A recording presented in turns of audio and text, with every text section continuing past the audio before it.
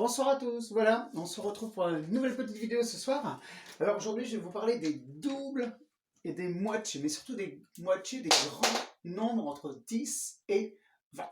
Alors, si on parle des doubles d'abord, les doubles, vous savez, facile, quand vous avez des cartes en double, c'est-à-dire deux fois la même chose, donc le double par exemple de 6, c'est-à-dire deux fois le 6, comment on peut le calculer rapidement?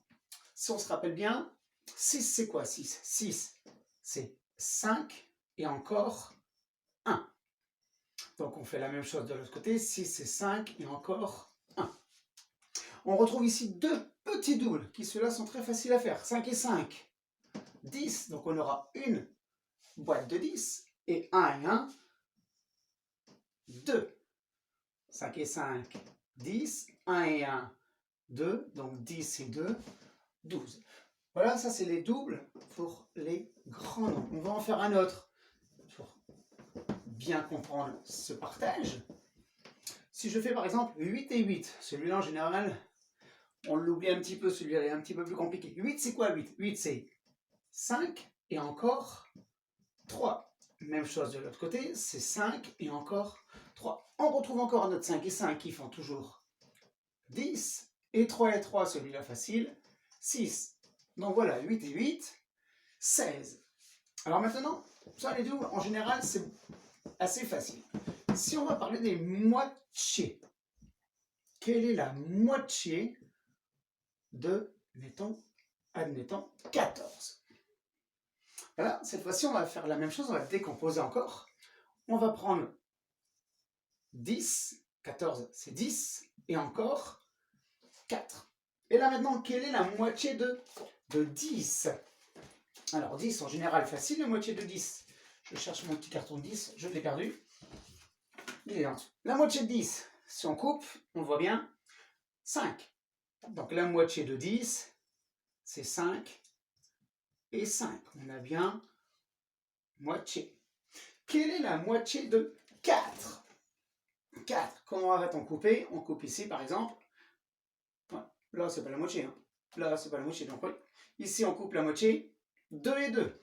Donc, la moitié de 4, c'est 2 et 2. Donc, maintenant, quelle est la moitié de 14? On va donc prendre un 5 et un 2. 5 et 2 qui nous font 7. Donc, la moitié de 14, c'est 7. 7 et 7, 14. Essayons pour un autre nombre, un grand nombre encore. Essayons avec le 18. Tiens, 18, facile, on entend, c'est 10, et on entend 8. 18, c'est 10 et 8. Quelle est la moitié de 10? On vient de voir, la moitié de 10, c'est 5. Si vous voulez, on peut simplement écrire qu'une seule fois le 5. Quelle est la moitié de 8? La moitié de 8, alors si je prends mon petit carton où j'ai les 8, qui se trouve ici, alors là, pas facile de couper. On est obligé d'imaginer, par exemple, ce petit rond vient se mettre ici, et on aura donc la moitié 4 et 4. Mais ça, on connaît déjà. La moitié de 8, 4. Donc, quelle est donc la moitié de 18? 5 et 4, 9. Donc, la moitié de 18 est 9.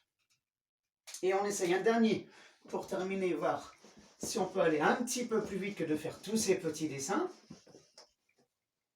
Je prends par exemple, allez, 16. Quelle est la moitié? Donc le 1, on sait que c'est 10. Quelle est la moitié de 10? La moitié de 10, c'est 5. On ajoute la moitié de 6. Quelle est la moitié de 6? C'est 3. 5 plus 3 égale 8. Donc la moitié de 16, c'est 8. Voilà, j'espère que vous avez compris. Et je vous souhaite une bonne soirée à tous et à bientôt. Bye bye!